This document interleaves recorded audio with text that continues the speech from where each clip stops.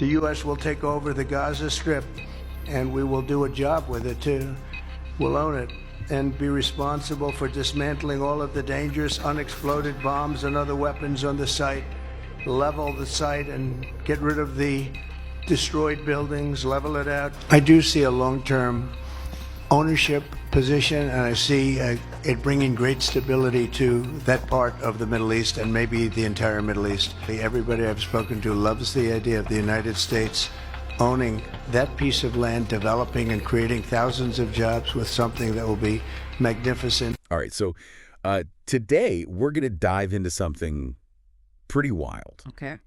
We're talking about a proposal that was put forward by President Trump. Mm-hmm. It's outlined in this report that we have, and it suggests that the U.S. should take a, Okay. and I quote, long-term ownership position Yeah. in the Gaza Strip. Ownership. Ownership. Wow. Not aid, not partnership. Yeah. What could that even mean? It's a very striking term. Right, And what? it immediately makes you wonder, Yeah. what level of control Oh my gosh. is the U.S. talking about here? Are Right. we talking about administrative control, Uh-huh.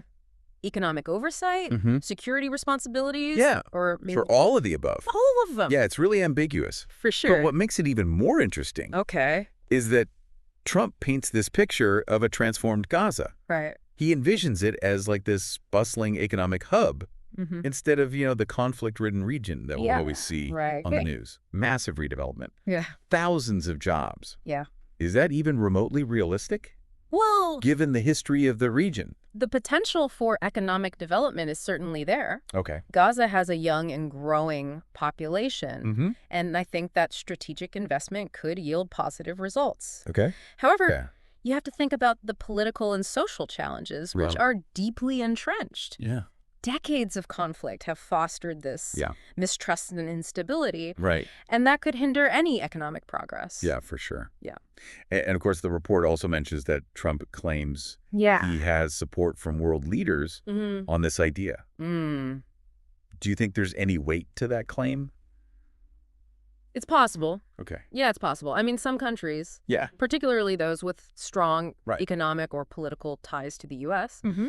they might see some benefits in Right. aligning with this proposal. Okay. Maybe they see it as a way to stabilize the region, Right. which could be in their interest. Yeah. Or maybe they believe that U.S. involvement could unlock new economic opportunities. Yeah.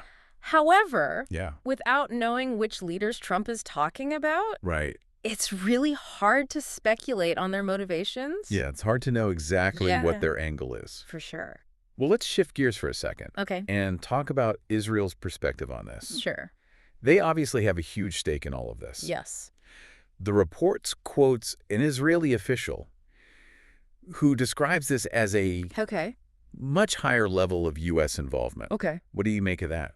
Israel's primary concern has always been security. Right. They want to make sure that Gaza doesn't pose a threat. Of course. Now, whether or not U.S. control achieves that is Right. debatable. Yeah. Some might argue that it could stabilize things and neutralize threats. Uh-huh. Others might worry that this could actually backfire and create more resentment Right. and actually fuel extremism. Interesting. Yeah. You mentioned the potential for instability. Yeah. I mean, this idea seems like it could really Yeah. shake things up Yeah, it could. on the world stage, Absolutely. geopolitically. Big time.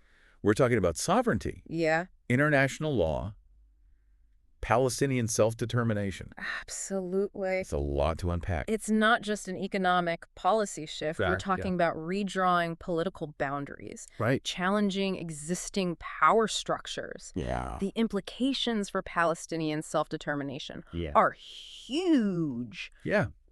Would they have any real autonomy under this? Right? What control would they have over Yeah. their own resources and governance? It's a really good question. Yeah. And then, of course, there's this claim Yeah. that this could be the key to peace Right. in the entire Middle East. It's a bold claim. It is a bold claim. Yeah. Do you see any realistic path Yeah. from U.S. ownership of Gaza to region-wide peace? It's true that resolving the Israeli-Palestinian conflict could lead to greater regional stability, Right. but saying that U.S. ownership of Gaza is the only way to do that Yeah. seems like an oversimplification. Yeah. The conflicts in the Middle East are so complex. Right. There are so many different actors Yeah. and competing interests. Absolutely. And it's also worth noting that this report highlights Yes. all the criticism that this proposal is facing. Mm-hmm. It's being labeled as dangerous, provocative, even illegal. Yeah.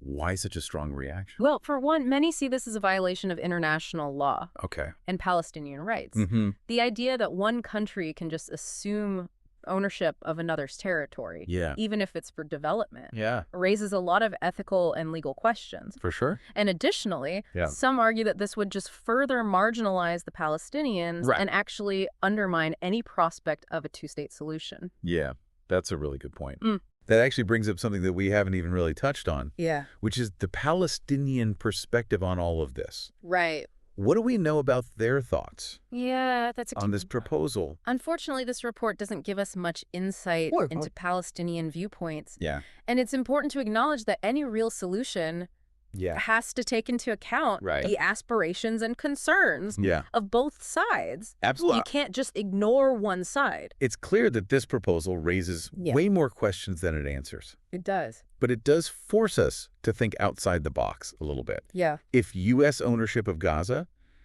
is really off the table, Okay. as many people believe that it should be, Yeah. what other paths could lead to a more peaceful and stable future for the region? That's the challenge, isn't it?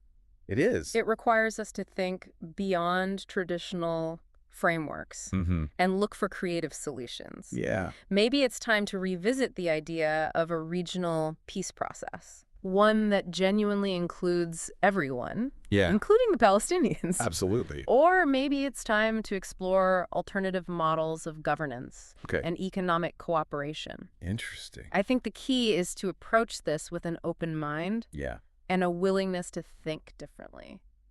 I think that's a good place to leave it. Yeah. Thanks for joining me on this deep dive. It's been a pleasure. It's a really fascinating topic. Yeah, it really is. And hopefully we'll see some creative solutions I hope so, too. come out of this. Yeah, me too. Thanks for listening. Thanks for having me.